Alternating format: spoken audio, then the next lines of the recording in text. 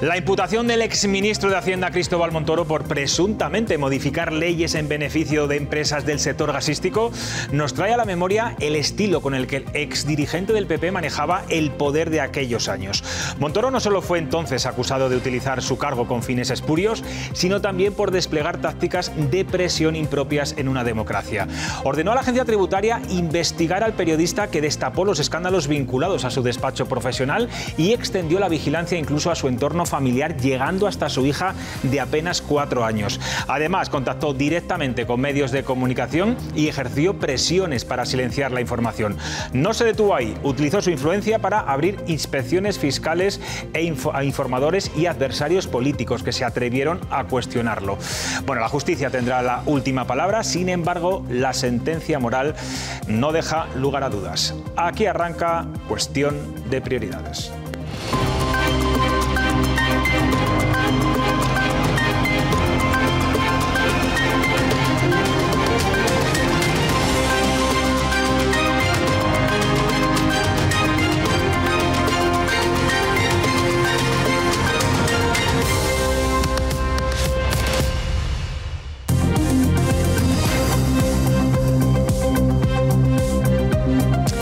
¿Qué tal están? Buenas noches. Permítame que en una noche como esta, último programa de la temporada, empecemos de una forma diferente, porque hoy no podemos mirar a cámara sin antes dedicar un momento muy especial a un compañero de esta casa, alguien que ayer nos dejó tras una larga y valiente lucha contra el cáncer.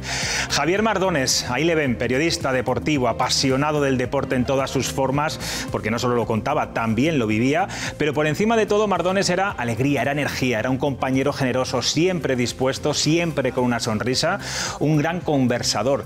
Tenía solo 41 años y quienes hemos tenido la suerte de trabajar a su lado aquí en Castilla y León Televisión, sabemos que no era solo un gran profesional, era de esos que dejan huella, de los que suman, de los que hacen equipo y crean buen ambiente con solo entrar por la puerta. Algunos dicen que se ha ido la sonrisa de esta televisión, pero yo prefiero pensar que su sonrisa se quedará con nosotros para siempre, que seguirá iluminando estos platós, estos pasillos, nuestros recuerdos y también estas cámaras. Desde el equipo de Cuestión de Prioridades mandamos mucha fuerza a su mujer, a sus padres, a su hermano, a toda su familia y amigos. Este último programa te lo dedicamos a ti. Va por ti, Mardones. Y ahora sí, vamos con la actualidad política, porque hoy de nuevo hay muchas noticias judiciales. La jefa de Jessica Rodríguez, la novia de Ábalos, dice al juez que la ordenaron que la dejara en paz pese a que no fichaba en la empresa pública en la que trabajaba. Vamos, que ni iba ni daba palo al agua. Por otro lado, la Fiscalía pide casi 4 años de cárcel por fraude fiscal para la pareja de Ayuso y Bruselas expedienta a España por las leyes utilizadas por el gobierno para obstruir la OPA del BBVA al Sabadell. Pero antes vamos con la otra noticia del día. El gobierno ha tenido que suspender la reunión que tenía hoy para el reparto de menores inmigrantes tras el plante de las comunidades del PP. Acusan a la ministra de imposiciones, ya que en esta reunión no iban ni a poder votar las comunidades. Natalia Fernández, buenas noches. ¿Qué tal, José Luis? Buenas noches. Cuéntanos. Además, desde la Junta de Castilla y León piden al gobierno que no subestime a las comunidades del Partido Popular en el reparto de menores. Fernández Carriedo deja claro que lo único que busca el gobierno es imponer y que en ningún momento se les había ofrecido información previa sobre este reparto. No queremos que se nos trate por tontos en este tema. Si se ha pactado con los partidos separatistas un acuerdo, lo que no tiene sentido es que ahora se nos quiera reunir sin voluntad de escucharnos, sin voluntad de acordar y simplemente con la voluntad de imponer.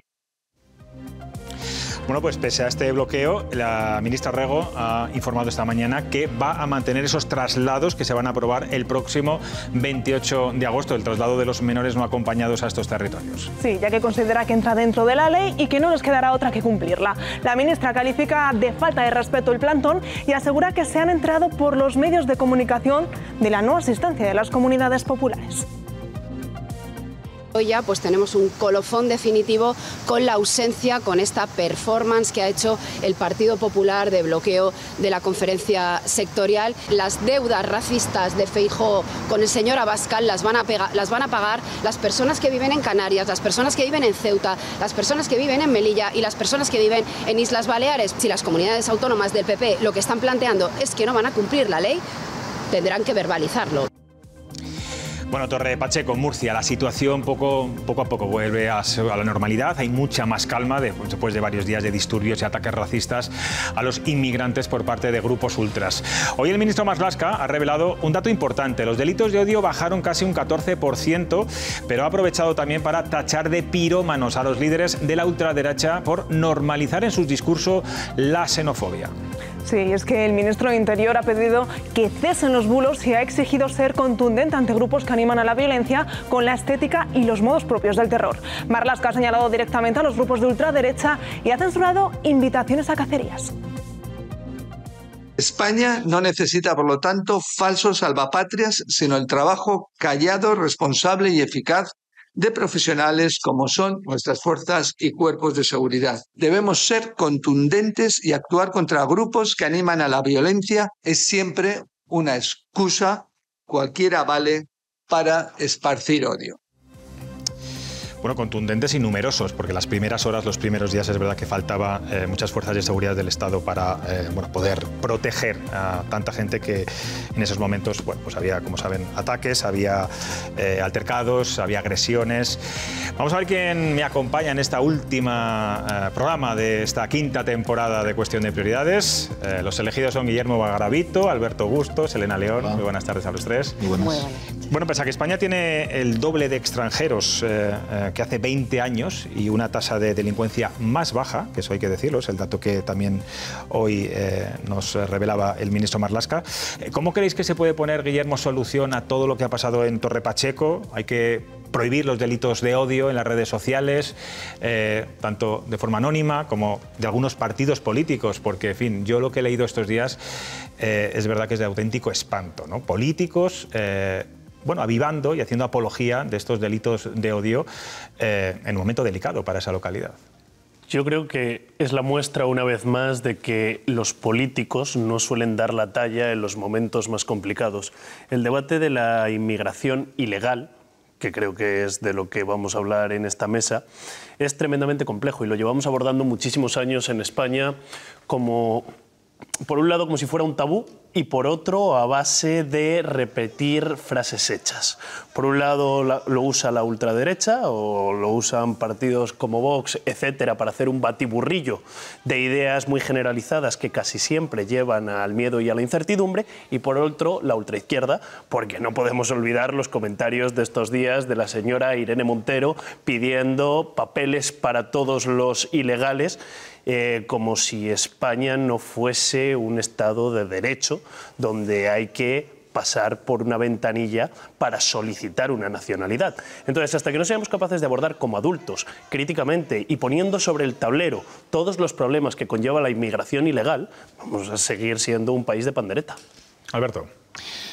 Yo creo que hay un tema importante. Primero es hacer pedagogía, información sobre la realidad de la inmigración, que algunos se empeñan en vincular con la delincuencia. Como bien decías ahora, los datos matan al relato. Es decir, no se ha incrementado la delincuencia, pero quizá a algunos le convenga vincularlo para generar miedo, fricciones, tensión, y que pensemos que los que nos roban son las personas inmigrantes y no los Montoros o Cerdán, aunque el juicio estará pendiente, ¿no?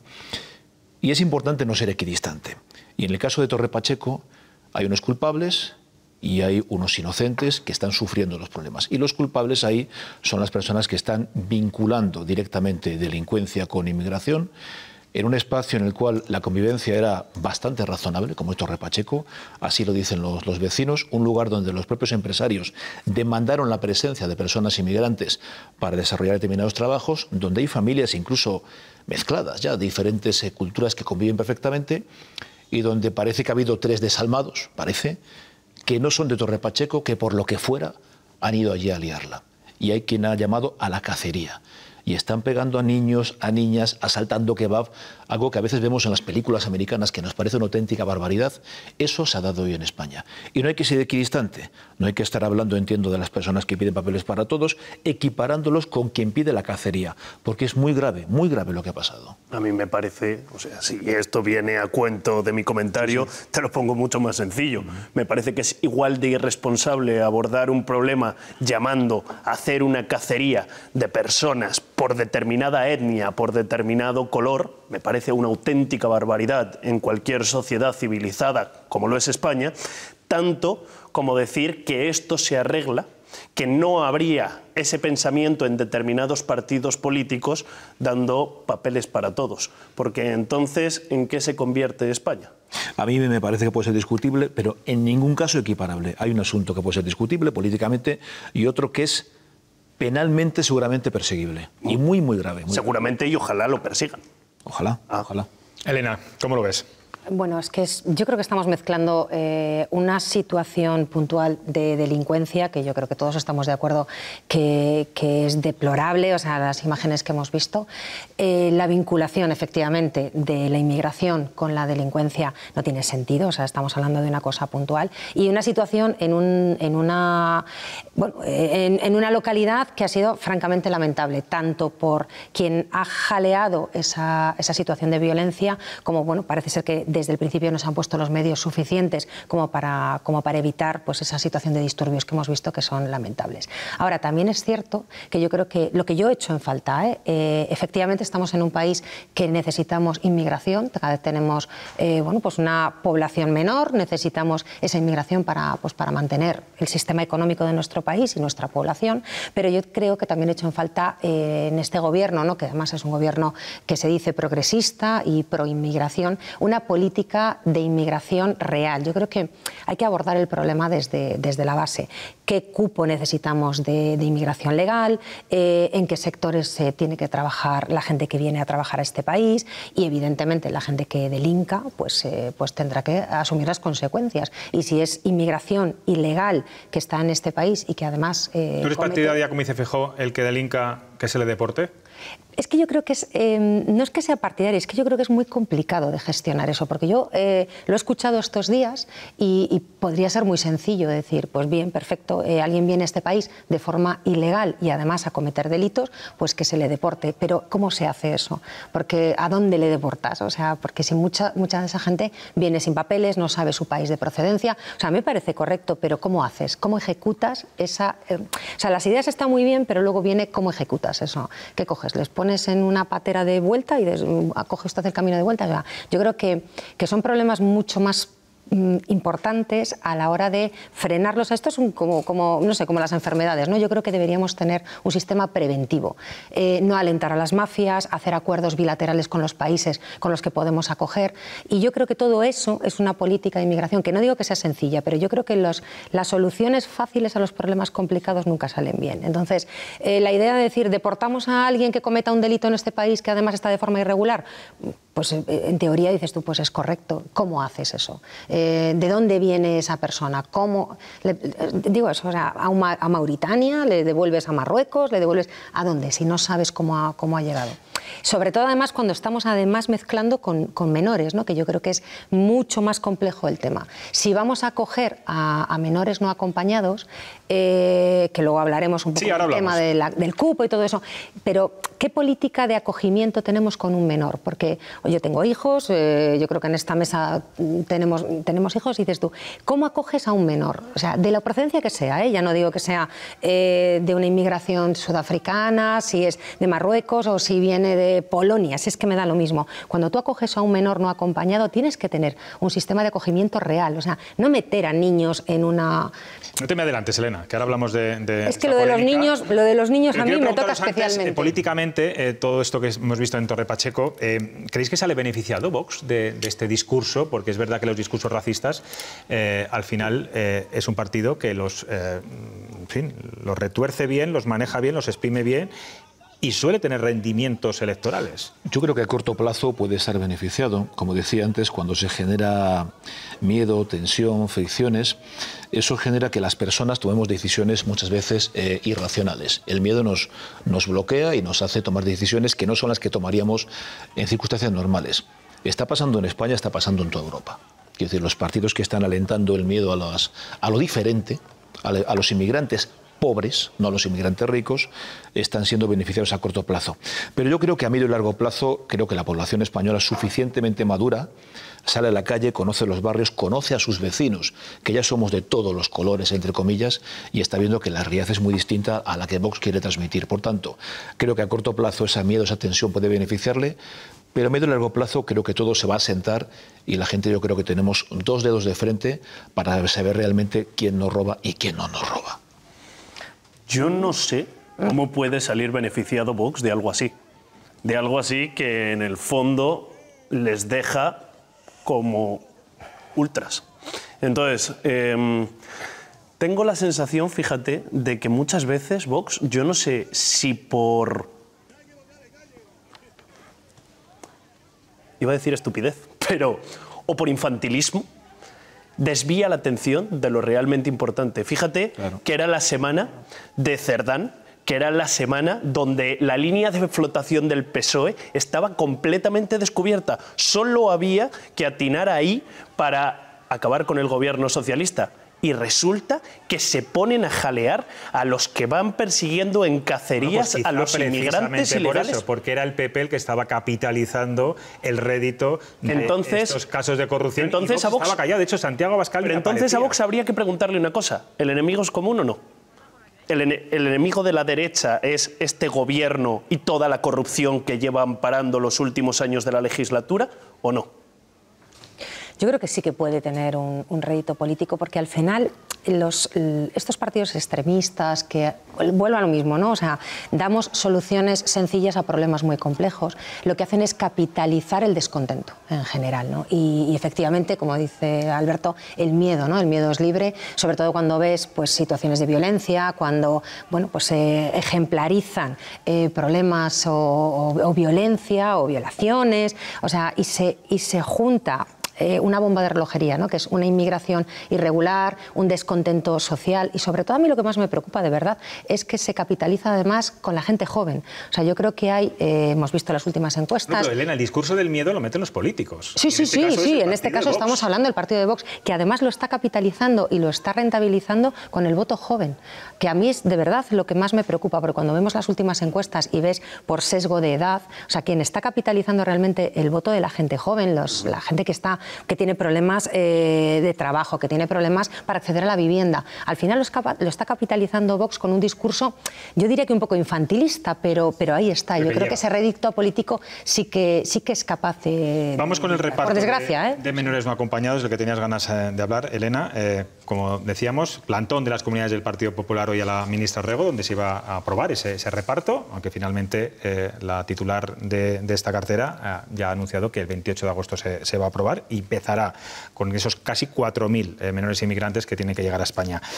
Guillermo, ¿entiendes ese plantón hoy de las comunidades porque consideraban que era un reparto impuesto y no negociado ni hablado, que no se las iba ni siquiera a dejar hoy hablar ni votar? Es que sentarte en una mesa para que alguien te diga que tienes que acatar, entonces te ahorras el viaje a Madrid.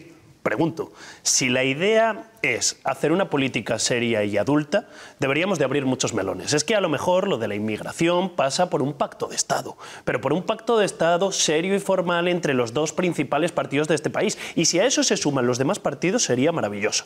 Pero por lo menos que los que son capaces de abarcar una mayoría amplia de sensibilidades tuvieran claro en esta materia. Porque sí, volvemos a lo mismo. La inmigración ilegal está mal. En el momento en el que metes la palabra ilegal, en el que alguien no hace la cola que los demás inmigrantes sí hacen, está mal. Lo que no puede ser es que todos tengan los mismos derechos sin tener los mismos deberes. Porque, yo lo siento, es que a los españoles nos ocurre. ¿Cómo no les va a ocurrir a los inmigrantes?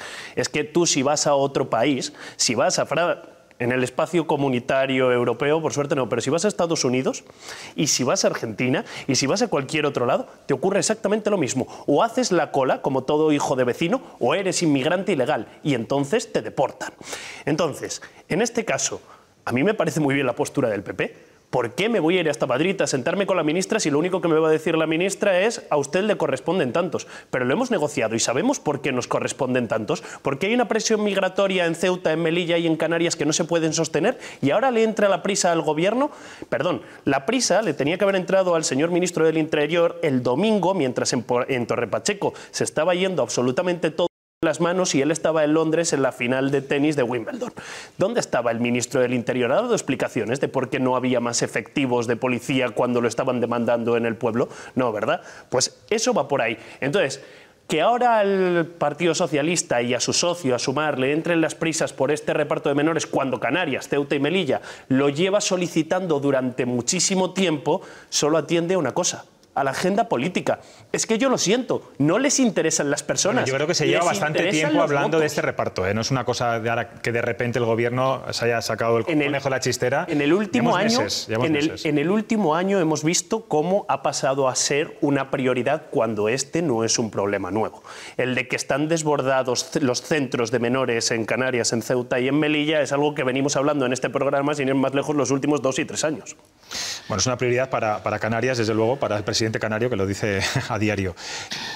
Hacía una vinculación el portavoz de la Junta, Carlos Fernández Carriedo, diciendo, claro, lo habéis pactado ya con los nacionalistas, con los independentistas, a Cataluña no van a ir apenas inmigrantes porque Junts se negó, porque es un partido, y hay que decirlo, racista y xenófobo. Sin embargo, con nosotros no habláis nada. Es un poco la tónica habitual también del gobierno de la última legislatura, esa dependencia con sus socios de gobierno. Como decía Guillermo, Alberto, yo sé que eres una persona muy sensible en esto, yo también lo soy, pero cordura política, acuerdo político, cintura política, pacto, yo no sé si de Estado o consenso entre los dos grandes partidos. ¿Por qué es tan imposible? Yo lo que considero es que ese plantón no se debería haber dado.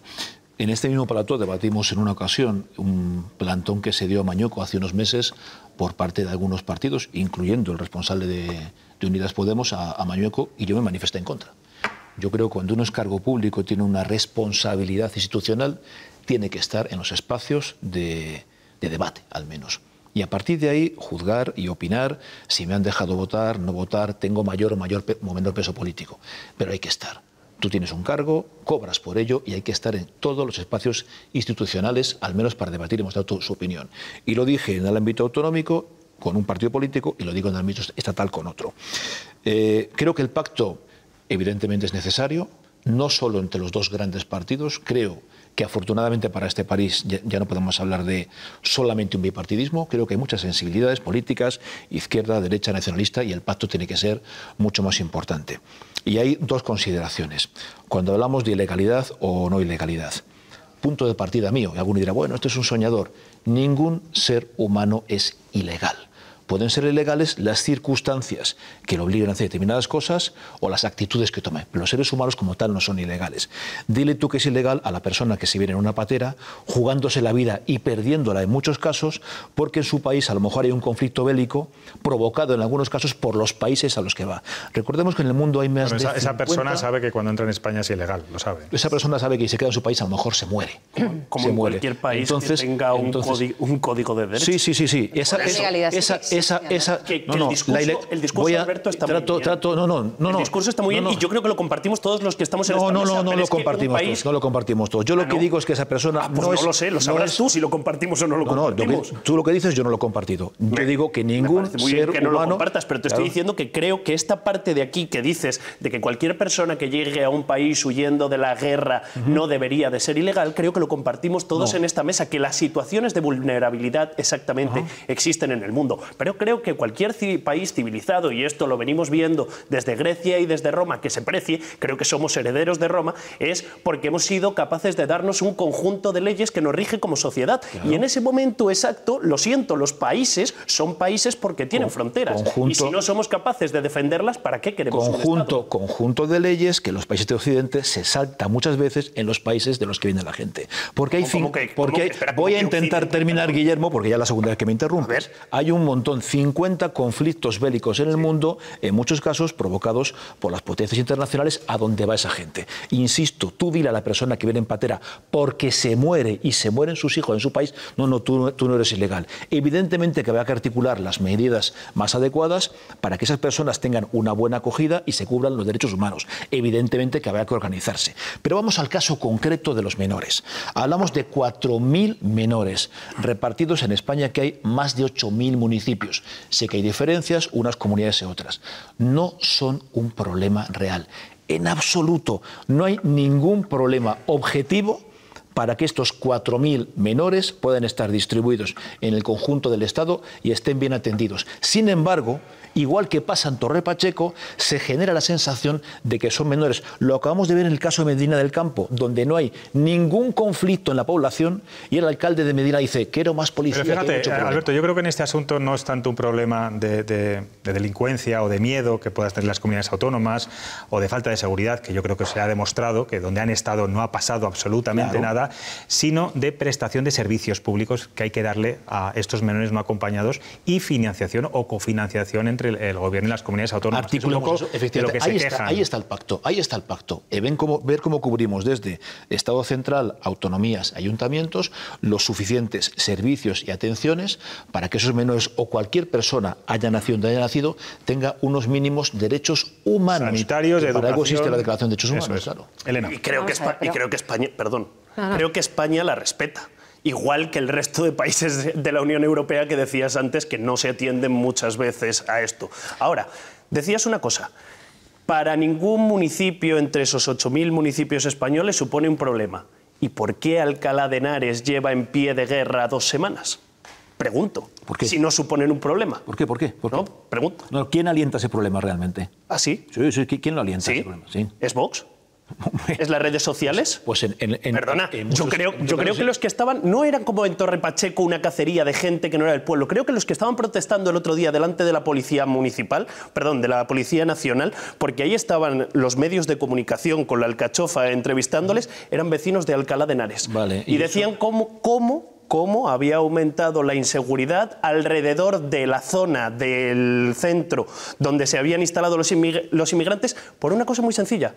Porque no hay recursos para atenderlos. Pero eso es yo lo que estoy demandando, recursos, de eso hemos hablado. Entonces, el pacto si hay un problema con la inmigración ilegal, cuando no hay recursos, se genera un problema. Este es el debate serio que hay que abrir. No hay recursos para atender a 4.000 personas en un país de más de 40 millones, el tercer país más grande de Europa. ¿No hay recursos para 4.000 personas? Pues se ve que no. Vamos a escuchar a Elena, porque nos tenemos que ir a publicidad y quiero escuchar su opinión. Pero vamos a ver, y es que yo creo que estamos mezclando aquí un montón de cosas. O sea, sí que efectivamente hay inmigración ilegal, porque no todo el mundo viene con derecho de asilo, porque efectivamente hay un derecho internacional de asilo cuando vienes de un país en conflicto, que, como bien comenta Guillermo, tienes que entrar por la puerta de la legalidad como un derecho de asilo. No todos los inmigrantes que vienen en pateras, muchos de ellos vienen con mafias y no podemos abrir las puertas de la inmigración absolutamente a todo el mundo, por desgracia, ¿no? Porque tenemos un sistema que no lo permite. Entonces, en este caso además que estamos hablando de niños... Es que hablamos de menores. Que estamos hablando de niños, que es un poco... Vamos a dejar de mezclar churras con merinas porque estamos hablando de menores. Efectivamente, hay 4.000 menores que yo creo que España tiene capacidad suficiente como para acogerlo entre todas las comunidades autónomas,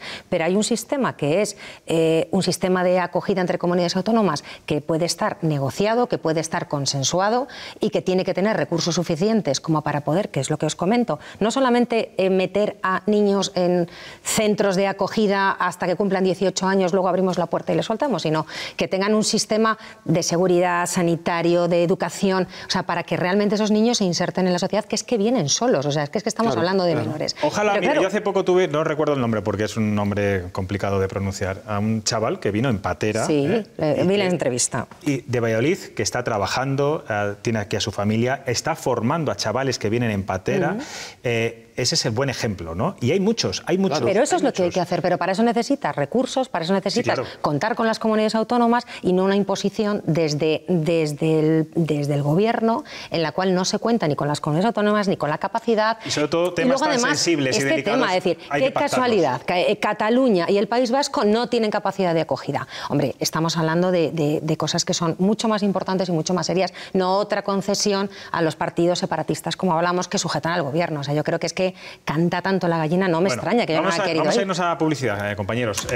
Nos queda hablar del cupo catalán, de la financiación singular, también de la imputación del señor Montoro.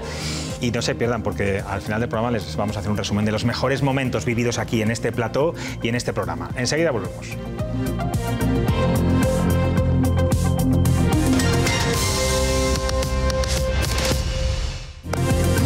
Seguimos en cuestión de prioridades. El que fuera ministro de Hacienda con Mariano Rajoy, Cristóbal Montoro, ha sido imputado por un juzgado de Tarragona por 7 posibles delitos de corrupción.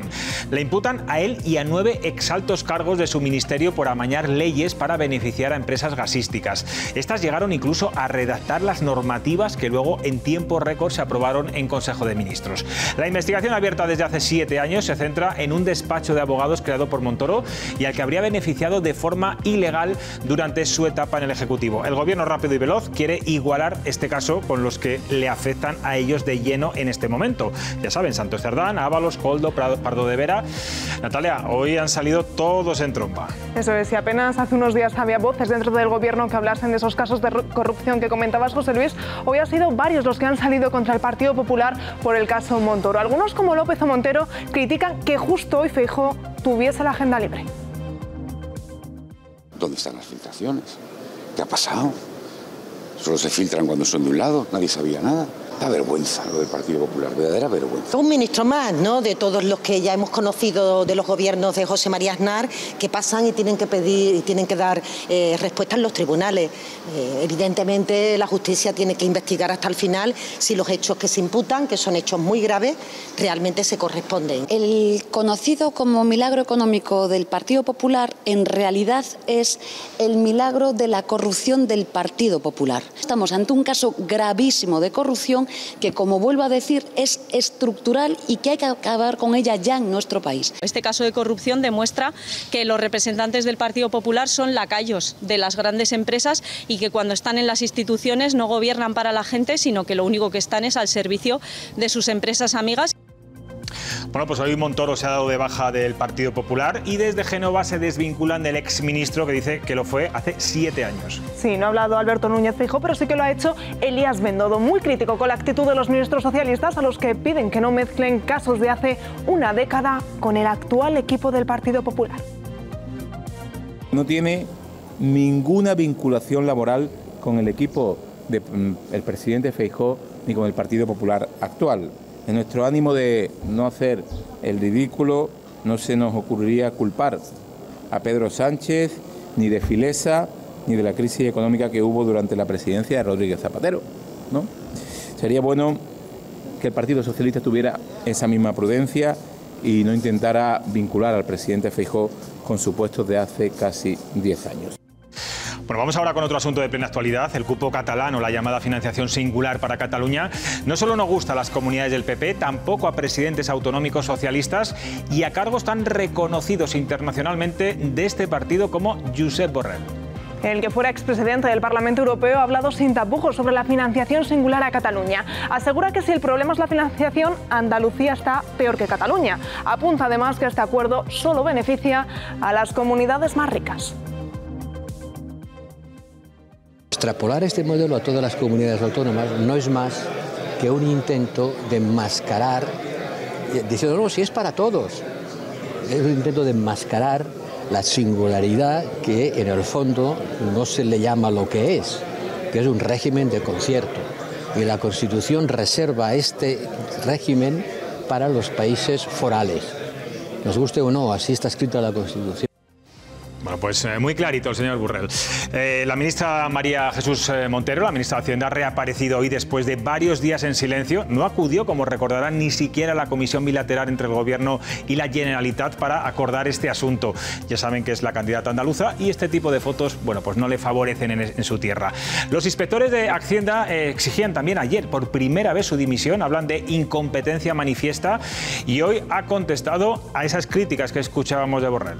Y muy directa ha sido con Josep Borrell, al que pide que lea el acuerdo para poder opinar. Sobre la petición de los inspectores de Hacienda, dice entender la petición si solo hacen caso a lo que algunos medios de comunicación están publicando.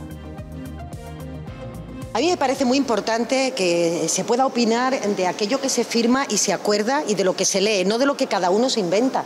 en este debate de financiación estamos asistiendo a muchas mentiras. Yo creo que los inspectores de Hacienda saben que el paso de este Gobierno por el Ministerio de Hacienda ha permitido fortalecer la lucha contra el fraude. Puedo entender que si leen las barbaridades que algunos publican, pues se puedan preocupar, pero ellos saben que el equipo del Ministerio de Hacienda es sólido, es solvente y que por tanto no va a ser nada de eso que leemos en algunas ocasiones.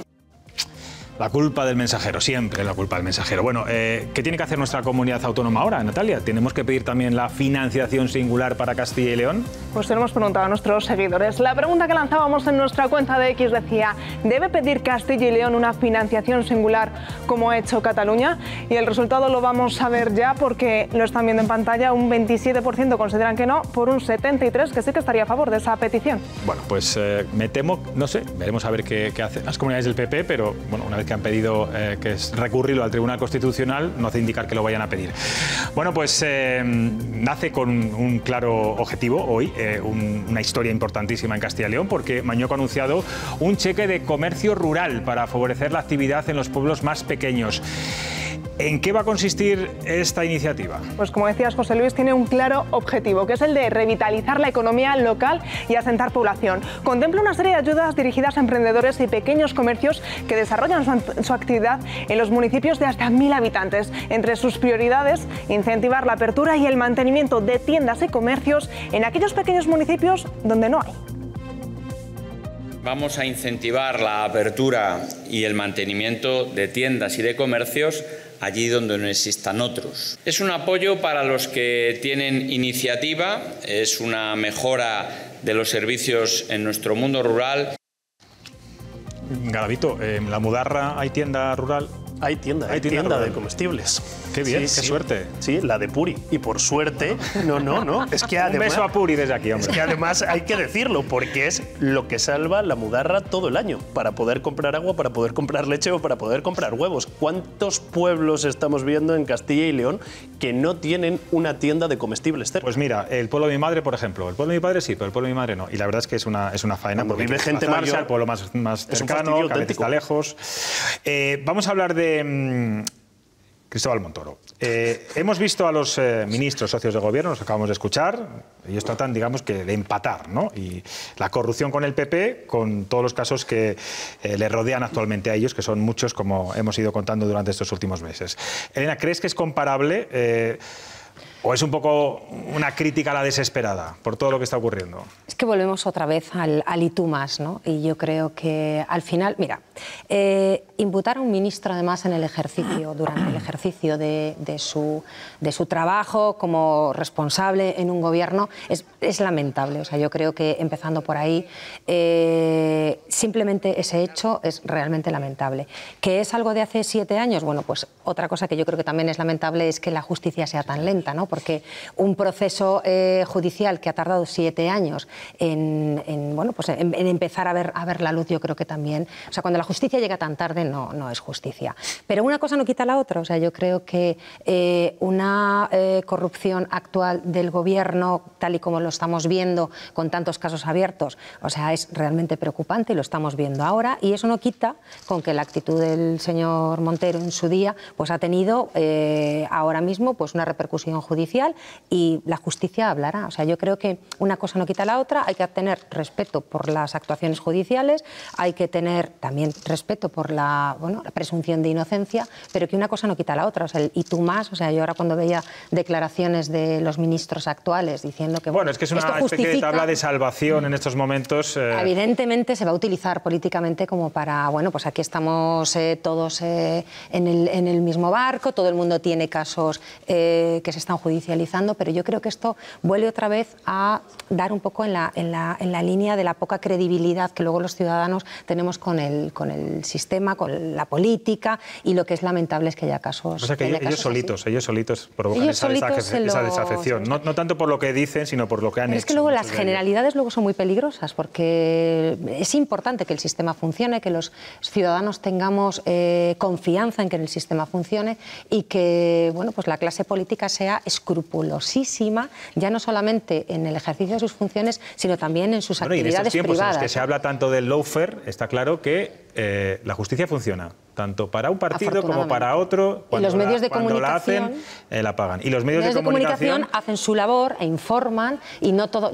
Hablaba yo antes, es en ese editorial que hago al principio, no he dicho el nombre, pero es Javier Chicote, el jefe de investigación de ABC, que fue el primero que publicó lo que ha tenido una persecución juzgando de Cristóbal Montoro, con dos portadas muy potentes del diario ABC, y era el Partido Popular, que luego la gente piensa que... Sí, que son bulos y pseudomedios. A él se le investigó. Se le investigó a él, a sus hermanos, a sus tíos, a su familia, a su hija de 4 años, desde un punto de vista fiscal. ¿Qué estaba buscando Montoro? Bueno, eso es pues arruinarle y vengarse. Y hoy contaba también Carlos Alsina, que a él le llamó directamente, y en fin, las amenazas que recibió, bueno, era una forma de comportarse de este exministro. Es que estamos hablando de una trama delictiva muy seria. Cuando hace poco el Partido Popular hacía esa manifestación con el título Mafia o Democracia, la apariencia mafiosa de esa trama es muy importante.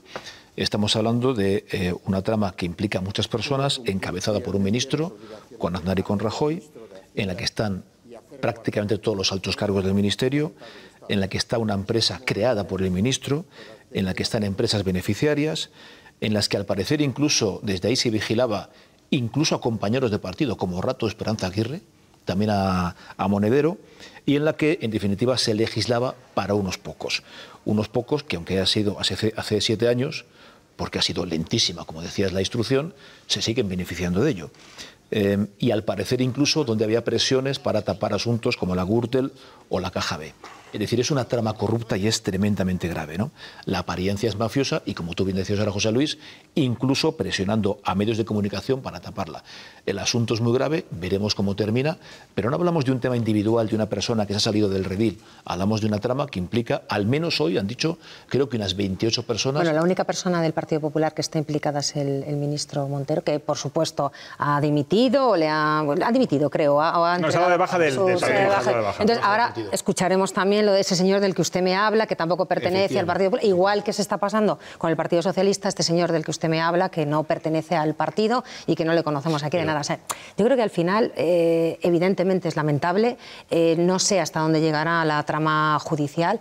Por lo que yo he leído un poco por encima, porque como todos estos sistemas judiciales son bastante complicados, es unos beneficios fiscales a las empresas gasísticas que habían pasado previamente, yo lo digo porque también la gente queremos saber un poco de qué va esto, ¿no? Habían pasado por su gabinete de abogados que se dedicaba al lobby. Por Caja, vaya. Por Caja, efectivamente, en el periodo, entre un periodo y otro, que fue ministro que mantuvo esa empresa o esa empresa de asesoramiento y de lobby, y veremos a ver lo que da de sí, pero que es que... Bueno, lo mismo, o sea, yo creo que una cosa no justifica la otra. Las actuaciones que tenemos hoy en día son suficientemente graves como para que todos estemos muy preocupados, y esto, pues también. Una cosa no justifica la otra, pero ¿qué es más grave? Que es la pregunta que os estaba haciendo yo en la mesa. ¿Pero hay algo que sea más grave que lo otro? Porque al final sale de nuestros impuestos, de los de todos los televidentes que nos están viendo. Se lleve el dinero quien se lo lleve, sale de nuestros impuestos. Si el Estado no funciona como tiene que funcionar, lo acabamos pagando todos.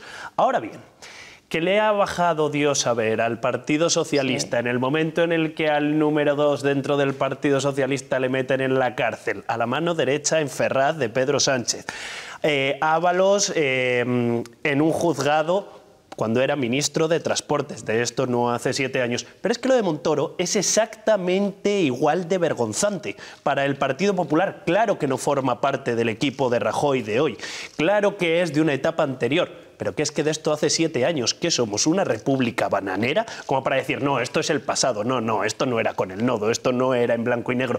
Pero a mí lo que me parece más llamativo todavía es esta concepción del poder que tienen muchos servidores de lo público, porque no son solo unos pocos.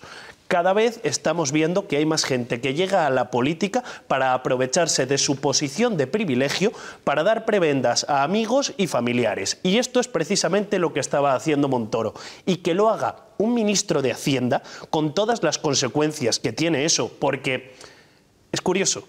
Pero yo no sé si habéis leído estos días por redes sociales, o sea, yo creo que ha sido más celebrada la imputación de Montoro por la derecha que casi por la izquierda.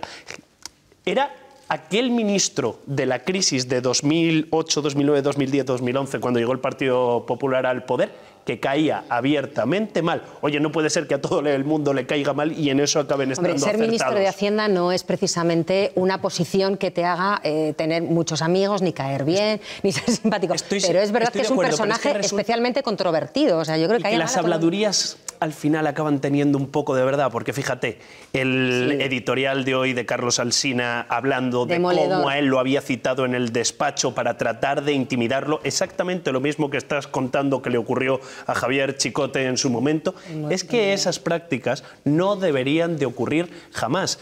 Es que estamos hablando de que hace 2 semanas, no, la semana pasada, perdón, es que no ha pasado tanto, se ha suicidado un agricultor de los que llegó con el tractor a protestar en Madrid porque decía que no podía más con la persecución que había caído después sobre sus hombros por parte de la agencia tributaria. Es que a lo mejor estas cosas no nos damos cuenta, pero esos resortes del poder, esos tentáculos que llegan tan lejos, acaban costando vidas. En cualquier caso, yo creo que sí que hay que destacar que la gente puede sentir indefensión ante este tipo de casos, sean o no ilegalidades, porque se puede legislar en favor de amigos, como tú decías ahora, o de empresas, siendo legal.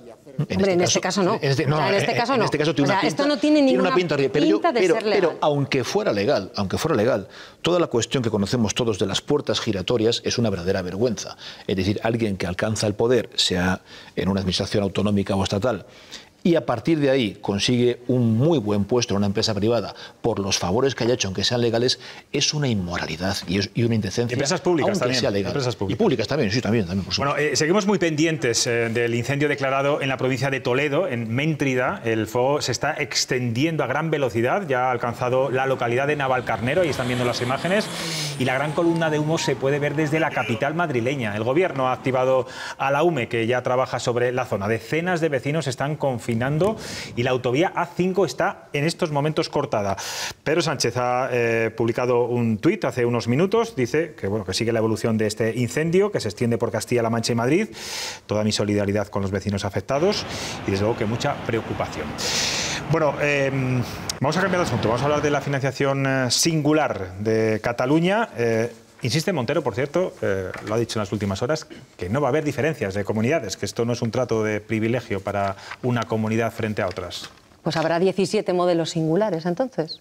Pero esto de facto es romper la caja única, romper el sistema de financiación autonómica.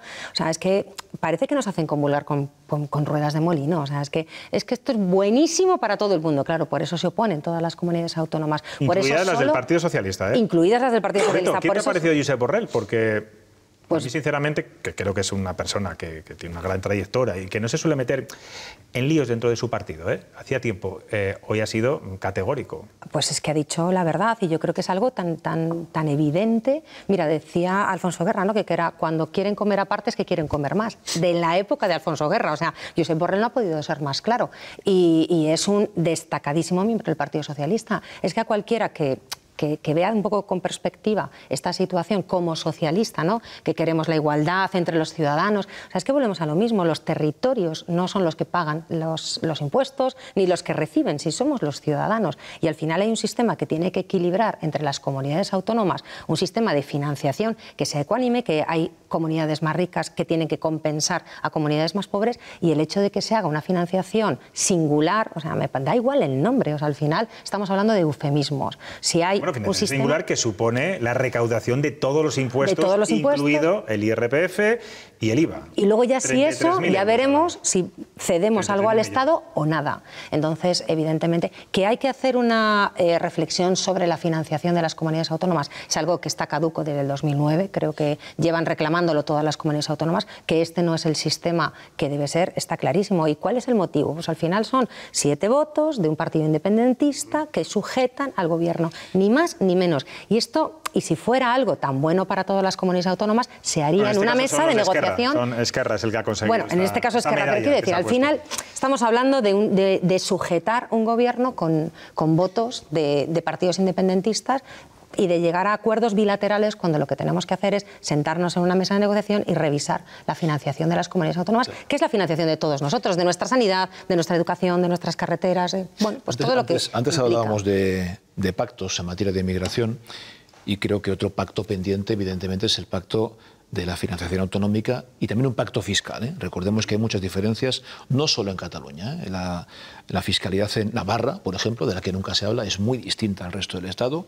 Un espacio foral, como decía Borrell, y ahí está. País foral, ha dicho. Bueno, pero eso está recogido en la Constitución, en el País Vasco y en Navarra.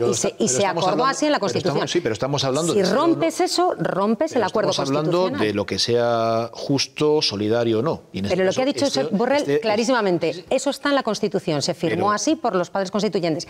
Y nos guste o no, a mí personalmente no me gusta, pero está ahí. Todo lo demás es fuera del pacto constitucional. Pero lo que estoy diciendo es que ese pacto está pendiente en la financiación y en la fiscalidad. Yo creo que ninguno somos ingenuos y esto se da por aritmética parlamentaria. Se da ahora y se ha dado en todas las legislaturas, Yo nunca he visto romper el modelo de financiación autonómica. Yo nunca he visto romper la caja única de Hacienda. No, en diferentes motivos. El pacto del Majectis dio la primera gestión de impuestos el 30% a Cataluña, en época de Aznar. Sí, pero eso es un pequeño paso importante, pero no es lo que estamos hablando ahora. Es un paso muy importante que comenzó con todo esto, y comenzó allí. El pacto del Majestic de Aznar con Pujol quitó la figura de gobernador civil. Si pasa eso ahora, sería la revolución. Y se hizo entonces empleo, formación profesional... Pero Alberto, fíjate que nos hemos acostumbrado a las cesiones de competencias, tanto al País Vasco como a Cataluña, porque han ido cayendo, han ido goteando durante todos los gobiernos del PP, gobiernos del Partido Socialista. Eso es indiscutible. Esto es distinto.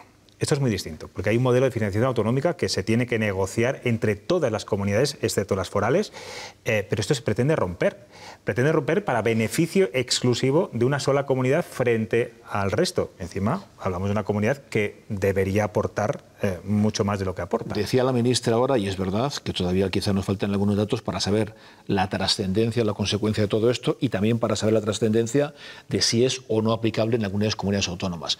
Yo intuyo que en algunas puede ser más aplicable, en otras me cuesta. Pero entonces seríamos un sistema federal. Es un sistema federal de facto. Pero todo está rompiendo el acuerdo. Todo eso es discutible. Hay países en Europa con un sistema federal que supera en mucho... Te compro la mayor, es discutible, que se entonces habrá que discutirlo, efectivamente. No solamente entre la Generalitat y el gobierno. Si yo he empezado por ahí, es decir, ese pacto necesario en la fiscalidad y en la financiación, porque, insisto, no podemos estar siempre, gobierne quien gobierne, pendiente de la aritmética parlamentaria. Las cesiones al País Vasco y a Cataluña son inherentes, tanto al PSOE o al PP, cada vez que no tiene mayoría absoluta. Es el comodín parlamentario que usan en cada legislatura. Y esto hasta ahora conllevaba cesiones determinadas. Nunca este golpe sobre la mesa que privilegia de una manera nunca visto a una comunidad autónoma que de por sí suele ser muy poco generosa con las demás. Hasta ahí bien. A mí hay una cosa que por encima de todo lo que estamos discutiendo, porque ya veremos si esto sale o no sale, dependiendo de cuánto tiempo... Jurídicamente es complicado que salga y políticamente ahora mismo no tiene todos los apoyos. A eso me refiero. Ya veremos cuánto tiempo sigue Pedro Sánchez de la Moncloa, ya veremos quién lo recurre, si lo lleva al Constitucional, si el Constitucional lo da de paso. Bueno, pues son muchos pasos, muchos pontones que hay que ver. Pero es, una vez más, cómo el Gobierno nos trata como idiotas a todos los ciudadanos, porque no hay que olvidarnos que el lenguaje tiene muchísimo peso y muchísimo poder a la hora de transmitir las ideas. Pero es que ya hemos llegado a un punto donde es casi ridículo. Pero ¿cómo algo que estamos discutiendo en esta mesa puede ser singular y generalizable? ¿Me lo podéis explicar alguno de los que estáis aquí? Sí, si es generalizable, no es singular. Es retorcer el lenguaje. 17 singularidades. Es ese momento maravilloso de decir, no, queremos privilegiar a estos señores que nos están exigiendo que lo hagamos porque si no, no tenemos su apoyo para seguir en Moncloa, pero no se preocupe usted que también lo va a poder solicitar. Entonces ya no es singular. Bueno, de hecho, Junts ha criticado eso. Claro, por supuesto, porque es que no hay que olvidarnos que aparte de ser xenófobos, para todos no les gusta. Claro, es que si es café para todos, ya no es café para mí. Exacto. Claro. Y luego es exactamente lo mismo que ocurre, estaba pensando, por ejemplo, ahora que hablamos de temas económicos en España, con eso de que la economía española va como un cohete, que es lo que oímos repetir a todos los ministros españoles en los últimos días. El relato. Frente a las malas noticias judiciales que le llegan constantemente al gobierno, hay que presumir de los datos económicos, de unos datos económicos bastante sesgados por otro lado. Y a la vez, 2 días después, presumen de que cada vez hay más gente solicitando el subsidio mínimo vital. A ver, explicadme una cosa, por favor. ¿Cómo puede ir España, siendo la locomotora europea que dice el gobierno socialista, y a la vez tenemos cada vez más familias, 1 millón de familias, en situación de precariedad, tanto como para tener que solicitar esto? Es que nos toman por idiotas. Y el mayor dato de pobreza infantil de Europa, que es que volvemos un poco a la situación. Y el de paro juvenil, es que nos llevamos, somos la cola de todos los vagones tercermundistas europeos. Pero de todas maneras, estamos hablando del tema. O sea, deben ser también, los inspectores de Hacienda deben estar también locos y no deben saber lo que tienen entre manos, porque hoy han exigido la dimisión de la ministra. O sea, porque consideran que esto, o sea, y representan al 80% de los inspectores. Nunca se había hecho eso, desde luego. O sea, es que es una barbaridad. Y los jueces, o sea, es que no son solo los inspectores fiscales, resulta que son los jueces, resulta que son los médicos. Es que cada vez se le echa más gente a la calle. Los jueces que se tapen un poquito con lo que están haciendo también algunos, que lo pidan a Peinado, con lo que ha hecho con Bolaños. Creo que el otro día estaban las asociaciones de jueces progresistas protestando al lado de los demás contra la reforma de la ley Bolaños. Entonces no son algunos jueces, resulta, Alberto, que son todos los jueces, no solo algunos que muchas veces... Y son la mayor parte de las asociaciones de jueces. Los jueces no lo son, es que no lo son. No lo son. Vale, o sea, perdona, el otro día entrevistaban a primera hora en la radio a las 3 principales asociaciones de jueces, cada una caía en un sector ideológico y todas estaban de acuerdo que la ley Bolaños era un auténtico atropello. Bueno, un auténtico atropello porque permite el acceso a la judicatura a personas que a lo mejor nunca lo habrían tenido por sus posibilidades económicas. Yo creo que eso es una simplificación. Yo soy una persona muy simple. Es una simplificación enorme de la ley enorme, Bolaños. Pero es una de las cosas. Vamos al tema. 2 cuestiones. Hablaba Guillermo de tomar por idiota a la gente. Pues yo espero efectivamente que aquí tampoco haya gente que nos tome por idiotas a las personas de Castilla y León, volviendo a poner todos los problemas de la comunidad en Cataluña. Y así llevamos oyéndolo un montón de años a nuestros sucesivos presidentes de la comunidad.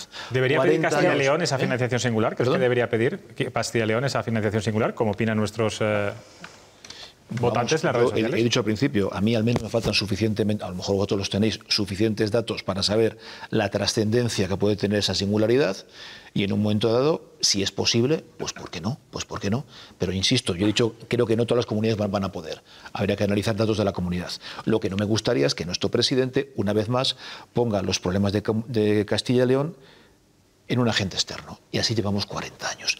40 años gobernando un partido que no logra reflotar la comunidad y siempre el enemigo es externo. Vamos a dejar ya de hablar de Cataluña o del País Vasco y hablemos de Castilla y León y de lo que podemos hacer aquí. Es que y cuando haya, y cuando afecta mucho, pero no puede ser la causa de todo.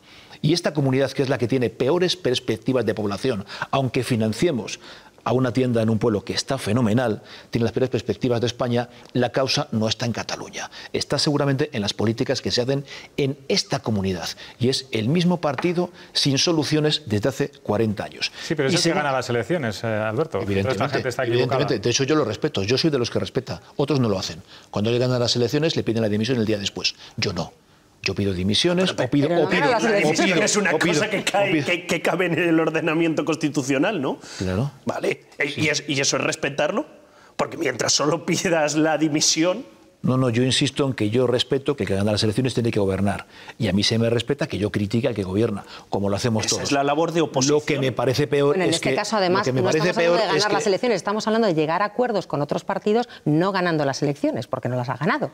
Pero que eso es respetable y el gobierno es perfectamente legítimo y nadie está cuestionando eso. Bueno, que no, por favor, desde la noche electoral. No sé qué tiene que ver con la financiación autonómica. Porque me lo han preguntado. Estamos hablando que yo creo que si tiene que haber una financiación autonómica tiene que ser consensuada entre todas las comunidades autónomas, entre otras cosas porque es el pacto constitucional y la financiación tiene que ser acordada entre todos, no de forma bilateral con una comunidad autónoma porque necesito que me sujete en el gobierno, y esto, como dice Guillermo, es a la vez singular y generalizable. Entonces volvemos a 17 pactos con 17 comunidades autónomas de forma bilateral y hacemos un sistema federal y nos cargamos el sistema de la financiación. Fue mi punto de partida, lo he dicho. pacto fiscal y pacto de financiación. Lo he dicho. Pues es que tiene que haberlo, pero tiene que haberlo consensuado entre todos. Pero mientras no se dé ese pacto de Estado, yo estoy de acuerdo en que no sirve para que todos los males de Castilla y León pasen por agentes externos. Bien, pero creo que nunca ha sido tan simplista el discurso.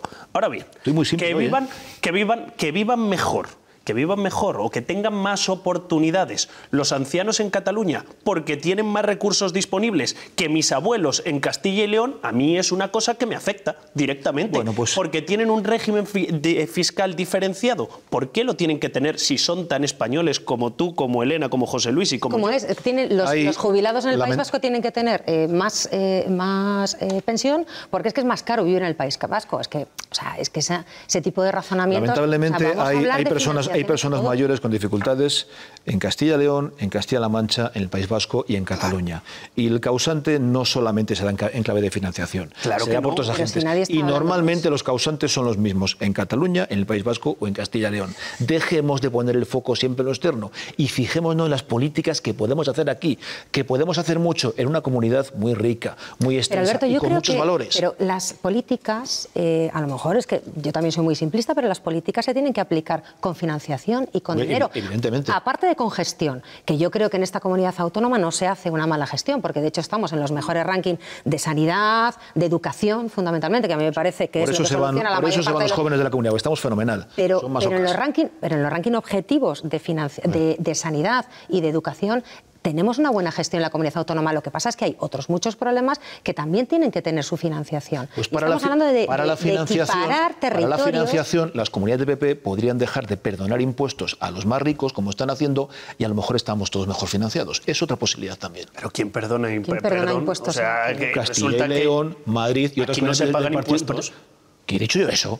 Dices que están perdonando que se perdona, hombre, impuestos a los ricos. Pero vamos a ver si presumen de ello, si presumen de estar bajando impuestos y es a los que más tienen. Por ejemplo, el del patrimonio, que creo que a todos se nos mueren familiares, por desgracia, creo que el del patrimonio nos afecta a todos unidireccionalmente. Entonces, no creo que se les baje a los más ricos. A quien tiene más patrimonio, pero, por ejemplo, en la Comunidad de Madrid hombre, no creo que es proporcional el 99% de la exención. Que son incentivos fiscales que atraen capital. Otra cosa que también se debería pactar, por cierto.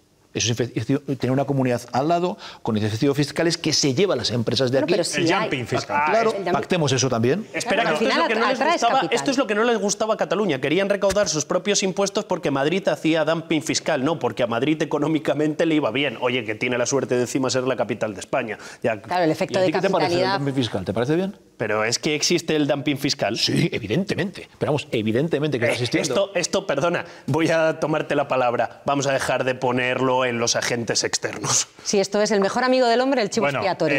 Compañeros, es muy interesante este debate. Nada simple, porque no es complicado. Ninguno de los tres, sois muy complejos. Es complicado. Pero tenemos que ir avanzando, porque yo ahora me voy a hablar con Chema Nieto, luego os invito a que veáis los mejores momentos de esta temporada, aparecéis por ahí en algún momento, como grandes protagonistas de Cuestión de Prioridades. Así que os despido ya, buen verano Guillermo, buen verano Alberto. Gracias, igualmente. Elena, que lo pases muy bien. Muchas gracias, buen verano a todos. Seguid así de morenitos. Me voy a charlar con Chema Nieto.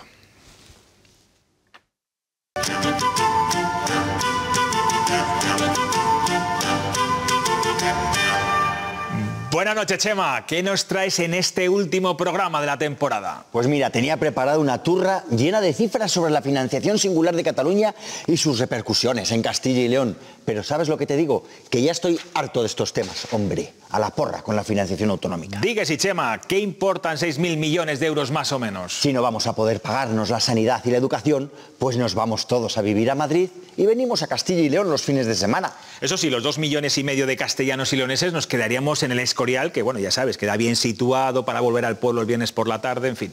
O a hacer turismo por nuestra querida Castilla y León, y aquí quería yo llegar, ya que nos despedimos hasta septiembre y el verano invita a viajar. ¿Qué te parece si acabamos la temporada proponiendo visitas inusuales en nuestras 9 provincias? Pues me parece muy bien, Chema, pero intenta que sean escapadas de un día, que hay que ahorrar, y que haya planes para todas las edades. En vez de las edades del hombre, vamos a titular a este catálogo Las edades del excursionista.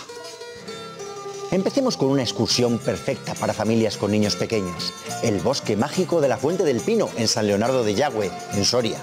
A los niños un poco más mayores se les puede llevar al aula museo de las abejas en Pollales del Hoyo, en Ávila. Y dentro de estas escapadas, ideales para toda la familia, propongo la visita teatralizada a la Casa de la Ribera de Peñafiel, en Valladolid, donde te explican la vida tradicional de los pueblos. Bueno, pasando de la infancia a la adolescencia, ya podemos proponer planes un poco más cañeros físicamente. Una ruta de senderismo, por ejemplo, la emblemática Senda del Oso, en Cervera de Pisuerga, en Palencia, de dificultad asequible y con paisajes muy variados. Y a los adolescentes en trance de llegar a la vida adulta, les podemos ofrecer algún plan de aventura, con emociones fuertes, no sé, algo de turismo activo. Una vez en la vida hay que tener la experiencia de hacer espeleobarranquismo. Y en León tenemos la Cueva de Valporquero. ¡Qué mejor sitio! Una experiencia inolvidable. Cierto, y llegados a la mediana edad, en cambio preferimos planes más tranquilos. Perfecto. Siguiendo esta línea de destinos curiosos e inusuales, voy a recomendar el Museo del Petróleo en Sargentes de la Lora, un sitio realmente sorprendente al norte de la provincia de Burgos. Bueno, pues Chema, me vas a dejar proponer otro destino sorprendente y que nadie se espera encontrar en mi pueblo, en Morasverde, Salamanca, la exposición permanente Arte y Naturaleza en el Centro Cultural de la Fundación María Cristina Massabel. Hacen una visita guiada estupenda y el edificio y el entorno son dignos de verse. Para los abuelos, un plan tranquilo pero muy recomendable puede ser acercarse a ver las fuentes monumentales de la Granja en Segovia, que se ponen todas en funcionamiento el 25 de julio y el 25 de agosto. Festividades de Santiago y de San Luis. La verdad es que es un espectáculo maravilloso y si aprovechando la escapada reservan para comer unos judiones de la Granja, la jornada sale redonda. No quiero ni pensarlo. Lo malo es que habrá mucha gente. Otro plan para abuelos, alternativo pero sin aglomeraciones, puede ser visitar las aceñas de Olivares, en el mismo Zamora. Las aceñas son construcciones muy peculiares de 1000 años de antigüedad y están musealizadas y conservan además la maquinaria de antiguos batanes y molinos. Visitas las aceñas, te comes un arroz a la zamorana en el centro y te quedas tan feliz como un joven descolgándose de una cuerda en la Cueva de Valporquero. Bueno, tú y yo disfrutamos ya más del paseo y el arrocito que de hacer barranquismo, Chema. Hay un tiempo para cada cosa y Castilla y León nos ofrece una cosa para cada tiempo. Nuestra querida Castilla y León, de amplios páramos, valles escondidos y montañas lejanas. Tendrán financiación singular en Barcelona, tendrán trenes veloces en Vigo, pero nosotros tenemos el cielo estrellado de agosto, entre el Moncayo, el Almanzor y el Teleno. Este cielo inmenso, profundo y sereno. Y cuando se acabe contemplar las estrellas de agosto, volveremos nosotros. Chema, pasa unas buenas vacaciones que te las mereces. Ya sabes que te veo en septiembre desde ahí, desde tu mesa de dibujo. Y no nos vamos todavía, porque ahora les vamos a mostrar los mejores momentos de esta quinta temporada resumidos en un vídeo. Un trabajo de Natalia Fernández, a la que aprovecho desde aquí para desearle lo mejor en su nueva etapa en esta casa. Ha sido un gustazo trabajar con ella y con la colaboración también de nuestro grafista, Alonso Gil. Nos vemos en septiembre. Gracias siempre por estar ahí y por ser cada día más los que entráis cada noche en esta familia de Cuestión de Prioridades. Muy buen verano. Bienvenidos a esta quinta temporada ya de Cuestión de Prioridades. Comenzamos un 9 de septiembre, una quinta temporada a la que hoy ponemos fin tras 162 programas. Más de 150 noches acompañándoles en las que hemos tenido prácticamente de todo. Pulpo cocido, el vino, los quesos. Son las 5, no he comido. ¿Quién ganaría si ahora se celebrasen las vacaciones? En su condición de camaralengo. Lo volveré a intentar, ¿eh? Hoy se han vuelto a retratar. Parecían el perro de la puerta de atrás del coche que iba haciendo así. Lo que pasa es que no fuiste muy crítico en las redes sociales. Dígaselo a doña Mónica, por favor. No se habla con ella, vaya. Bueno, ha hablado usted de la Bañeza. Oiga, por favor, hable con Yolanda Díaz. Tampoco se habla usted con Yolanda Díaz. Hemos contado la muerte del Papa Francisco. Con profondo dolore devo annunciare la muerte del nostro Santo Padre Francesco. Y la elección del nuevo pontífice, León XIV. Eran las 6 y 7 de la tarde cuando de la chimenea salía la fumata blanca que anunciaba que el cónclave se había puesto de acuerdo. Nos sorprendió la Dana de Valencia. Estamos hablando de uno de los desastres naturales peores de la historia, con más fallecidos incluso que en Biescas. Las inundaciones en la comunidad. ¿Qué te ha pasado, Isabel? ¿Por qué llegas tarde? Ya está tardando en dar explicaciones. Pues está lloviendo un poquito. ¿Verdad? Y hasta toda España nos quedamos sin luz. España se apaga durante horas, nadie del gobierno nos da una explicación hasta 6 horas más tarde y el caos se apodera de las ciudades. Pero... Estoy bien, yo estoy bien. No le da para más. No le da para más. Es evidente. Hemos tenido despedidas. Mi última intervención después de 10 años de portavoz. Pero también vueltas como la de Donald Trump a la Casa Blanca. La primera orden ejecutiva será declarar la emergencia nacional en la frontera sur. También les hemos contado entradas en prisión. Santos Cerdán duerme ya hoy entre rejas, tal y como ha dictado el juez del Supremo. Hemos debatido. ¿Cómo que se estaba negociando? Claro que sí. Estaban negándolo hasta 10 veces, que lo hemos visto en la tele. Que... Eso no te lo voy a permitir, porque mi ética política es irrefutable. No necesito, 30 años, no necesito que me lo permitas. No lo necesito. Isabel. A ver si la primera que digo, Isabel, bajas en todo. Déjame que termine, María. Pero déjame oye, que tú termine. Nunca jamás he dicho que tú, para no decir nada, mejor estés callado. Y respecto... Y no termina, Sebastián, es que se líe copulativa con copulativa. Y ahora ya puedo yo, ¿no? Sí, claro, pero no te voy a interrumpir. ¿Me dejas terminar, por favor? ¿Has visto que te hemos dejado hablar? Es que no acabas nunca. Son agresivos en la oratoria, pero son buenos en la oratoria. Y aunque lo hemos intentado, cuidado el lenguaje. A veces se nos ha ido de las manos. Con este trastornado de Trump ahí, que lo llaman en algunos países ya el rey loco, el rey tonto. Este es el tontolaba, el de la... ¿Pero qué te pasa hoy, Luis? No, es que es así. Es el tontolaba. Ha dicho, Sona Díaz, estoy jodida. El otro dijo, unos petardos, no toque los cojones. Uno de los puestos más cabrones hablando en plata. Coño, no es la... Sí, es comparable. ¿Por qué? Porque ahora le chupas más trasero. Cuidado. El trasero. Me parece todo esto lamentable, ¿no? De mierda. Hemos viajado por la comunidad. Ya ven qué plató más maravilloso tenemos hoy. No es de inteligencia artificial, es de verdad, es real. Estamos en un teatro, en el escenario del Teatro de la Bañeza. Hoy estamos en un plató diferente. Nos hemos desplazado hasta Salamanca y más en concreto a la sede de Avioinnova. Y hemos salido a Europa. Hoy hemos cambiado de plató, de ciudad, incluso de país. Estamos en Bruselas, en el Parlamento Europeo. Y aunque ha habido dudas, me cuesta entender un poco de dónde está la noticia. Hemos tenido un claro objetivo. Bueno, aquí se lo intentamos resumir de la mejor manera posible. Lo tienes que entender, colega. Se ha cantado... Salvo moción de censura, hay 2 años, te lo digo en rap. Pucelano, el que no vote. Y nunca un papel había dado tanto que hablar.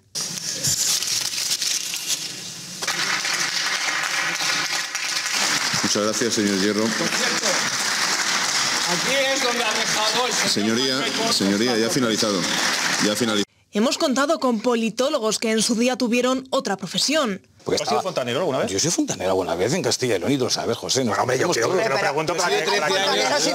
Otros que desconocíamos su pasado. Pero tú has sido funcionario, claro. No, eres funcionario, vale. Perdona, yo no he sido Pensaba que en el ente público sí, no te me pongas así. Trabajador de una empresa pública. Y periodistas con el síndrome del impostor. Yo me proclamo que soy un mal periodista de investigación. Me parece de verdad un fracaso de la profesión. Les hemos dado sabios consejos. ¿Cómo la detectamos? ¿Cómo podemos saber que alguien nos está manipulando? Al principio son personas que tratan de seducirte. Puteros y sinvergüenzas. Te dicen lo maravilloso que eres. Es usted un corrupto y un traidor. Eres una persona muy especial, eres única. No hay autocrítica, no hay ninguna asunción de responsabilidades. Y entonces tú bajas las defensas. Y por favor que se queden estos dos sinvergüenzas. Y por nuestro plató, aunque José Luis tenga su debilidad... Yo he de reconocer personalmente que me encanta entrevistar al también arzobispo de Valladolid. Le tengo en el top 10 de las mejores entrevistas y hoy está aquí con nosotros. Muy buenas noches, don Luis. Buenas noches. No me hagas a pelota. Vaya peloteo, vaya churreteo, como decimos en Andalucía. Han pasado un centenar de invitados. Chema Garavito, ¿qué tal? Buenas noches. Buenas noches, Antonio. Muy buenas y enhorabuena por Luis Alonso Laguna, ¿qué tal? Buenas noches. Muy buenas noches, Mara. Hola, José Luis, ¿qué tal? Buenas noches. Clara Martín, buenas noches. Buenas noches, Luzaro. ¿Qué tal? Buenas noches. Goyo Casado, ¿qué tal? Buenas noches. Les Inocencio Arias, ¿qué tal? Muy buenas noches. Bienvenido a Castilla y León Televisión. Algunos de ellos con una repercusión nacional. Sonia Tamames aseguraba anoche en un programa de televisión que el COVID no fue tan grave. Polémicas, las declaraciones de Sonia Tamames. Esa mujer es Sonia Tamames, hasta hace unas horas directora general de Salud Pública de Castilla y León. Y la directora de Salud Pública de Castilla y León ha dimitido por estas polémicas palabras. La pandemia por COVID-19 no fue una pandemia de gran gravedad. Pero sin duda la más especial. Hemos contado con la princesa futbolera guerrera, María Caamaño. Sigo queriendo ser médica oncóloga, sobre todo especializarme en pediatría para curar a los niños que están como yo. Hueco también para Chema Nieto. Dibujas, escribes, haces humor, escribes poesía, Chema, lo tienes absolutamente todo. Soraya y Pistachina. La Pistachina también la ha liado, o más bien la abuela, que ha esparcido por todo el salón su comida favorita. Y Nacho Gago, para hacer más fácil el día a día a los papis. Tenéis que ayudar a vuestros hijos a que estos momentos de asueto se conviertan en momentos de aprendizaje. Nos vamos de vacaciones. ¿Cuándo? Ahora nos vamos ahora. Prometemos volver. Yo soy el director de ese programa y yo decido a quién entrevisto, ¿eh? ¿Me pagan a mí por esto? No vosotros a mí. Así no. Esta prepotencia, esta soberbia. Pero después del verano, en septiembre.